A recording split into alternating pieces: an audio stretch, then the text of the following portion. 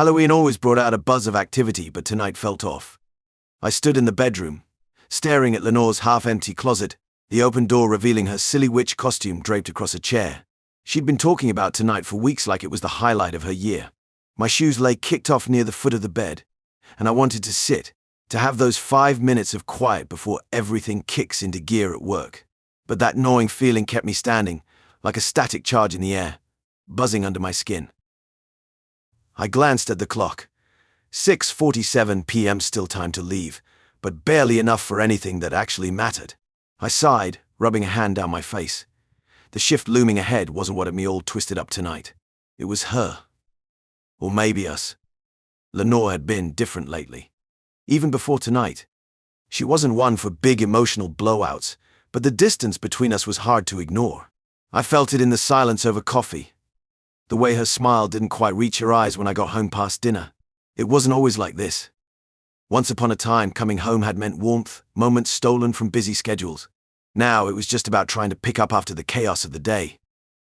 6 months ago, was it already that long she'd mentioned the idea of something more open? I hadn't really known what to make of it. I still didn't. It wasn't something people like us, our kind of relationship, did.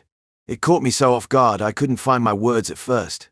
Then, when I did, they came out a bit too sharp, a bit too much. Probably shouldn't have been surprised when she shut down right after that. Since then, she started throwing herself into these moments, like this Halloween party tonight, as if to make up for something missing. She'd been practically buzzing when she came home with the costume yesterday, practically dancing as she slipped it out of the bag to show me the flash of black satin and lace. Lenore didn't even seem to have noticed me stiffen.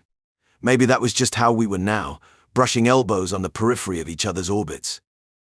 I kept staring at the costume, my hands trembling slightly as I traced the fake blood stains. Working in a hospital, I'd seen my share of real blood, real trauma. This mockery of my profession hit differently. The uniform was torn in strategic places, decorated with rust-colored stains and chains, a far cry from the clean scrubs I wore daily. 6 months. That's how long it had been since that conversation. The one where Lenore casually dropped the bomb about wanting something more open over our morning coffee. I'd nearly choked on my toast, caught completely off guard. The suggestion had haunted me ever since, creeping into my thoughts during quiet moments at work, during our increasingly silent dinners. I picked up the costume's name tag. Nurse Terror was scrawled in dripping red letters. Lenore had shown such excitement when she brought it home, describing her plans for the masked party in vivid detail. The enthusiasm in her voice felt like a knife twist. Where was that excitement when we talked about our day-to-day life? The mask lying beside the costume was even worse. A distorted face from Silent Hill with exaggerated features, mouth stretched in an eternal scream. Lenore had tried it on yesterday, twirling around our bedroom. "It's perfect for a mask party, don't you think?" she'd said, her voice muffled behind the latex. I'd managed a weak smile, but my stomach had churned.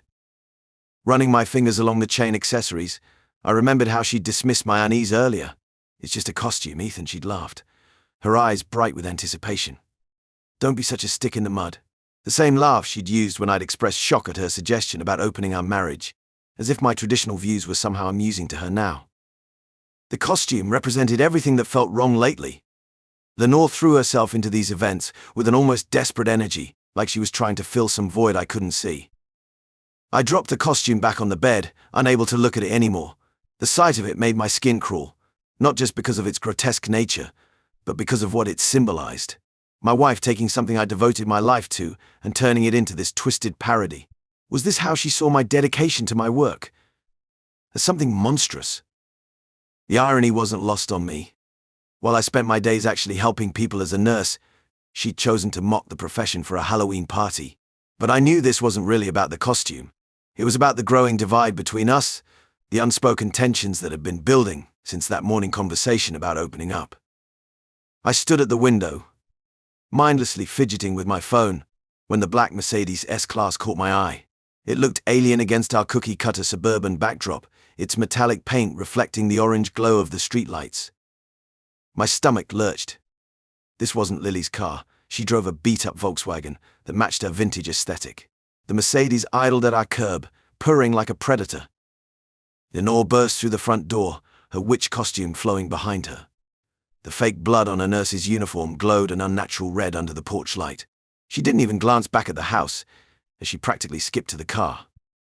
The tinted windows concealed whoever waited inside. I squinted trying to make out any details, but the darkness swallowed everything except Lenore's silhouette as she slipped into the back seat. The door closed with a soft thud that somehow echoed through my chest. I should say something. Do something. The thought surfaced and sank just as quickly. My fingers hovered over Lenore's contact on my phone, but dropped away. What would I even ask? The past 6 months had turned avoiding confrontation into an art form. Instead, I turned back to getting ready for my night shift, methodically packing my scrubs and ID badge. The Mercedes engine growled as it pulled away, carrying my wife to her Halloween festivities. I focused on the familiar routine of preparation, letting it drown out the warning bells clanging in my head. The empty house settled around me as I shouldered my bag. Just another night of looking the other way, of pretending everything was fine. The costume's bloody smock flashed in my mind again, but I pushed the image aside. I had patients waiting for me at the hospital. That, at least, was something I knew how to handle. Working the Halloween night shift used to be something I looked forward to. The crazy costumes, wild stories, and general festive atmosphere made even the most hectic shifts bearable. But tonight, all I could see was blood and gore that hit too close to home, reminding me of that disturbing nurse costume in our bedroom. I clocked in at 7 p.m. just as ambulance sirens wailed outside the ER entrance. 3 teenagers crashed their car into a tree while driving to a party. The driver, dressed as a zombie, had fake blood mixing with real blood on his forehead. His friend in the passenger seat wore a nurse costume. My stomach turned. Multiple lacerations, possible concussion, fractured ribs. The paramedic rattled off vitals while I helped wheel the first stretcher in. The ER filled up quickly. A kid who tried to carve a pumpkin unsupervised. A drunk guy who thought jumping off a roof in his Superman costume was a good idea. 2 sorority girls with alcohol poisoning. The parade of injuries kept coming. I moved from bed to bed, my hands working automatically, cleaning wounds, stitching cuts, splinting breaks. The mindless routine helped keep my thoughts from wandering to that black Mercedes. Between patients, I checked my phone. No messages from Lenore. Dr. Reynolds, we need you in Trauma 3. Nurse Solberg, take over in Curtain 2.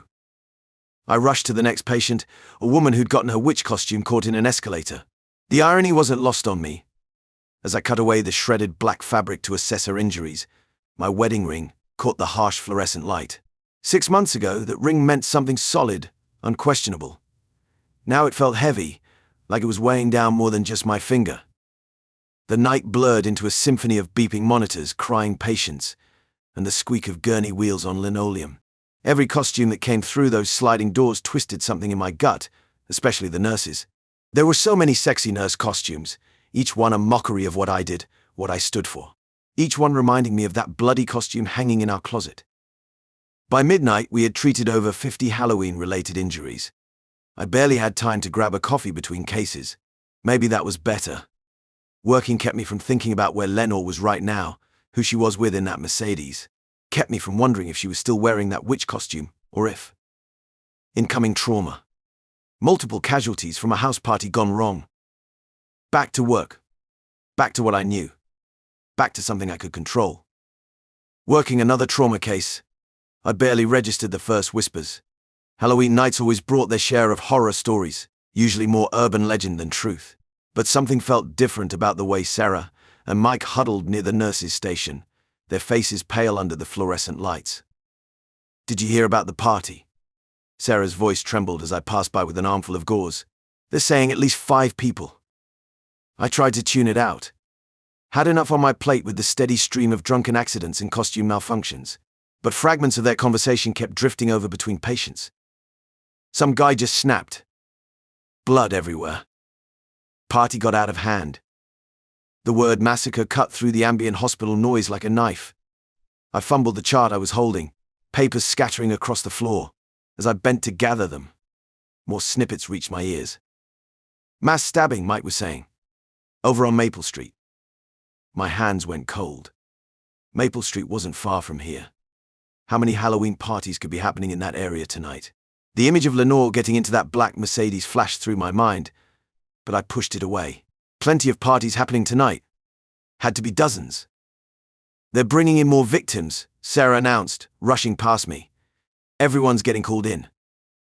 The ER doors burst open.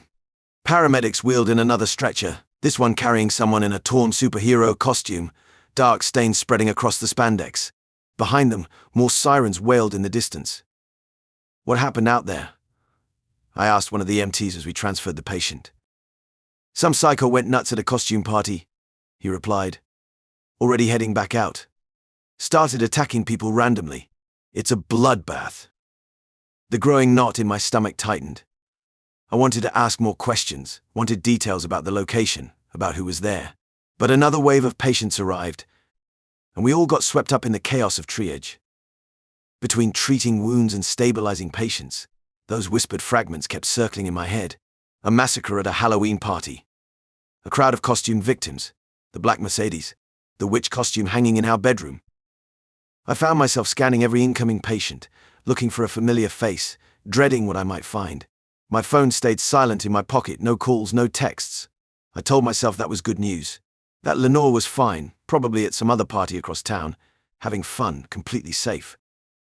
But the whispers kept coming, each one worse than the last. Multiple casualties, growing numbers. A scene of absolute carnage. I had to focus, had to keep working. These people needed help, needed my attention. I couldn't let my mind wander to dark possibilities. But with every new patient that came through those doors, the horror of what had happened out there became more real, more immediate. And the silence from my phone grew heavier with each passing minute. The trauma bay erupted in chaos as another victim was rushed through the doors. My heart stopped when I caught sight of the stretcher. Through the sea of medical staff surrounding the patient, I glimpsed a blood-soaked nurse's costume. Not just any costume, the exact same distorted, grotesque uniform I'd seen hanging in our bedroom earlier. My legs turned to lead as I approached the stretcher. The victim's face was covered in blood-stained gauze, dark hair matted with crimson. But I knew. Even before I got close enough to confirm, my body recognized her presence. 15 years of marriage does that to you. Female, multiple stab wounds, found unconscious at the scene. The paramedic rattled off vital signs and details, but their words faded into white noise. My colleagues worked frantically around her still form, cutting away the costume, assessing wounds, starting IVs. I stood frozen, unable to process the sight of Lenore's body, broken and lifeless on the stretcher. Her skin had taken on an ashen grey tone I'd seen too many times before, never on someone I loved. My hand moved of its own accord, reaching out to touch her fingers.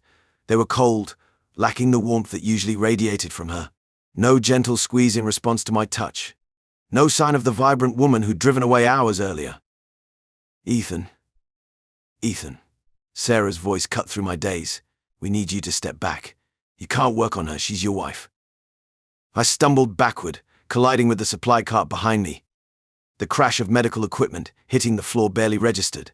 My eyes remained fixed on Lenore's face as the team worked to save her. The same face I'd kissed goodbye this morning, now unrecognizable beneath layers of gauze and dried blood. The irony of the costume wasn't lost on me. Hours ago, I'd stared at it hanging in our closet, disturbed by what it represented. Now it was shredded and stained. A mockery of both our professions. A mockery of the distance that had grown between us, of all the words left unsaid. I stood there, my legs barely holding me up as the police officer approached. His face was grim, professional, the kind of expression I'd seen countless times when delivering bad news to patients' families. Now I was on the receiving end. My world narrowed to a thin tunnel of consciousness. The hospital hallway seemed to stretch endlessly. The officer's badge caught the fluorescent light, creating strange patterns that drew my attention while my brain refused to process what was happening. "Mr. Solberg," he began, his voice low and careful. "I'm Officer Martinez. I'm very sorry about your wife." I nodded mechanically, the way patients' families often did when they weren't really hearing anything. Then he said it. Just like that. It was an adult group party. The word hit me like a physical blow. I grabbed the wall to steady myself as he continued speaking, explaining how the Halloween masquerade had evolved into something else entirely, something unthinkable. My mind conjured unwanted images of Lenore, my Lenore in that nurse costume, but now the context was different, twisted. I thought of her suggestion 6 months ago about opening our marriage. Had this been what she meant? Had she already? The killer struck while everyone was vulnerable. Officer Martinez continued, his discomfort evident. Most participants were unclothed when it happened. The fluorescent lights buzzed overhead, a steady drone that matched the ringing in my ears. 6 months of distance. The black Mercedes, the costume. It all made horrible sense now. The scene was, Martinez paused, choosing his words carefully. The perpetrator seemed to know the layout well. They moved through the house methodically. Your wife, she was among the first victims. My stomach lurched. I could picture it all too clearly, the panic, the screaming, the blood. The officer described how the killer had moved through the house with precision, leaving chaos in their wake. Bodies scattered across floors, blood painting the walls, people trying desperately to escape. I slid down the wall until I was sitting on the cold hospital floor. The officer crouched beside me, still talking about survivors, about witness statements, about the killer fleeing the scene. But all I could think about was Lenore, lying there in the trauma bay, her costume in shreds, while I stood helplessly by. The last 6 months replayed in my head like a movie I couldn't stop, every late night, every distant look, every time she left the house dressed up for another party. I thought I'd been protecting our marriage by ignoring the signs. Instead, I'd lost her in ways I never imagined possible. I couldn't hold back anymore. The questions poured out of me like a flood breaking through a dam. My hands were shaking as I grabbed Officer Martinez's arm, probably harder than I should have. There has to be some mistake. Lenore wouldn't, she couldn't. The words caught in my throat. Who else was at this party? What kind of party was it exactly? Martinez gently removed my hand from his arm. The pity in his eyes made me want to scream. Sir, please. I understand this is difficult. He pulled out his notepad, flipping through pages. The party was held at 1542 Maple Street. Several couples were present. My stomach churned. The black Mercedes. The costume. Her suggestion 6 months ago about opening up our marriage. It all clicked into place with sickening clarity. But maybe it's not her, I insisted, even though I knew. God, I knew. I'd seen her body on that stretcher. Maybe someone else was wearing a similar costume looking similar to her. Maybe. Mr. Solberg. Martinez's voice was firm but gentle. We found her ID, her phone. Several witnesses confirmed her identity. I'm very sorry, but there's no mistake. Your wife was there, and she, he paused, choosing his words carefully. She didn't survive the attack. The emptiness inside me turned into a black hole, threatening to collapse everything I thought I knew about my life, about Lenore, about us. The fluorescent hospital lights suddenly seemed too bright, too harsh. My legs felt weak. I need to know everything, I demanded, my voice cracking. Every detail. Every person who was there. How this happened. Why this happened. But Officer Martinez just shook his head. I'm sorry, Mr. Solberg. We're certain. I have some questions regarding what happened before you left home. I stand in the hospital hallway, my legs barely holding me up as I lean against the cold wall. The anger burns through my chest like acid, making it hard to breathe. 6 months of lies. 6 fucking months of girls' nights and Halloween parties. All those times I worked extra shifts to give her the life she wanted. She was out there making a mockery of our marriage. The memory of her suggesting an open relationship hits differently now. I see it for what it was. Not a discussion, but a confession wrapped in a request. She'd probably already started attending these parties back then. My hands shake as I remember how she'd brush off my concerns about her late nights, always with that same dismissive smile. Our wedding photos flashed through my mind. Lenore in her white dress, both of us so young and in love. The way she looked at me then, was any of it real? Each happy memory twists into something darker now. Every anniversary dinner, every family vacation. I wonder if she was thinking about her other life, planning her next escape while lying next to me in bed. Down the hall, I watch my colleagues work on her body through the trauma room window. Sarah moves with practiced efficiency, attaching monitors and checking vitals. But this isn't just another patient. Was my wife. The woman who bore my children, who shared my bed, who betrayed everything we built together. The nurse's costume lies in tatters on the floor, soaked through with her blood. What a sick joke, she chose to mock my profession while living her double life. I can't look away from it, that heap of fabric that represents everything that went wrong between us. The costume that turned from a symbol of her betrayal into her funeral shroud. Martinez's words echo in my head, adult group party. The clinical way he described it almost makes it worse. Like it was just some normal social gathering, not the complete violation of our marriage vows. I think about the black Mercedes that picked her up earlier. How many times had that same car come for her? How many other nights did I miss the signs while working to support our family? I slide down the wall until I'm sitting on the floor, my scrubs probably getting dirty, but I couldn't care less. My colleagues continue their work, their movements becoming more urgent. I know those movements. I've performed them countless times. But I'm trapped out here, useless, watching the woman I love slip away, while carrying all her secrets with her. Someone tries to guide me away from the trauma room, probably to spare me from watching, but I shrug them off. I need to see this, need to burn it into my memory, need to understand how our life together ended up here with her dying alone among strangers while I stand helpless in the hallway, drowning in grief and rage. The whispers started almost immediately. I caught Sarah and Mike exchanging glances when they thought I wasn't looking. The emergency room staff huddled in corners, their conversations dying as I walked past. Their pity hung in the air like a toxic cloud. "Ethan, maybe you should go home," Dr. Shen suggested, placing a hand on my shoulder. The gesture made my skin crawl. I shrugged it off. I'm fine. But I wasn't fine. Every sympathetic look, every hushed conversation felt like another stab wound. They all knew. The nature of the party, what Lenore had been doing there, who she'd become, or maybe who she'd always been. My colleagues' faces told the story. Poor Ethan, the devoted husband who couldn't see what was happening under his own roof. The sunrise crept through the hospital windows, marking another day I had to face. My kids would be waking up soon at their grandmother's house, expecting everything to be normal. The thought hit me like a physical blow, nearly bringing me to my knees in the middle of the corridor. How do you tell your children their mother is gone? How do you explain that the woman who tucked them in at night, who made their lunches and kissed their scraped knees, died at a party she should never have been at? The truth would destroy their innocence, shatter their world just as thoroughly as mine had been shattered. I found myself in the break room, staring at my reflection in the dark window. The man looking back at me was a stranger, hollow-eyed, pale, destroyed. Everything I'd believed about my life had been a lie. Every late night at work, every sacrifice I'd made to provide for our family, it all meant nothing now. The memory of our last morning together rose up unbidden. Lenore kissing me goodbye, telling me she was going to Lily's for the Halloween party. The casual deception. So practiced, so easy. Had she been lying all along? How long had she been living this double life while I worked night shifts, trusted her, loved her? I gathered my things from my locker, my movements mechanical. The weight of what waited for me at home pressed down on my shoulders.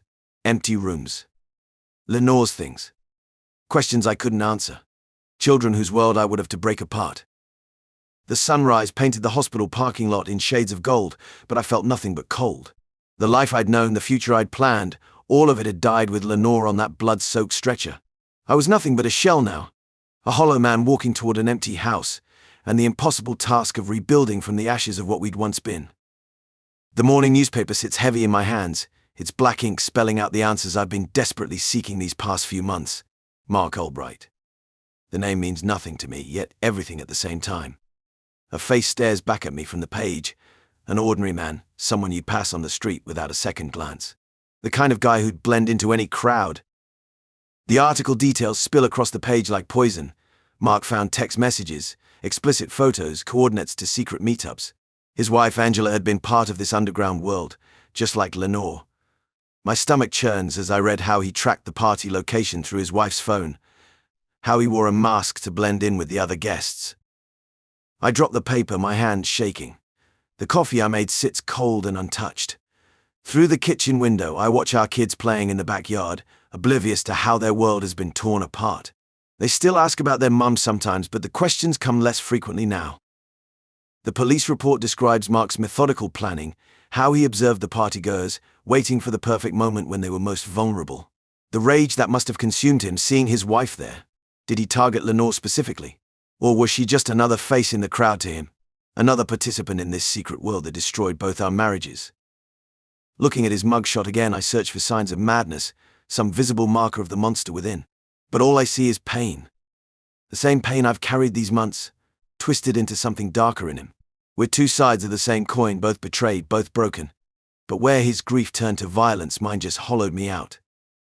The details of that Halloween night suddenly feel more real, more horrific. While I was treating routine injuries at the hospital, Mark was unleashing his fury just blocks away. While I worried about Lenore's costume and that black Mercedes she was walking into a trap none of them saw coming. I gather up the newspaper, folding it carefully before throwing it in the trash. The killer has a name now, a face, a story. But this knowledge doesn't fill the void Lenore left behind. It doesn't explain how our marriage crumbled so quietly, how she slipped away into this other life without me noticing. The truth just leaves me with more questions that will never have answers. My phone buzzes. A text from the counselor reminding me about the kids' therapy session tomorrow. I need to focus on them, on rebuilding what's left of our family. But Mark Albright's face lingers in my mind, a stark reminder that some wounds never truly heal. They just transform into something else entirely.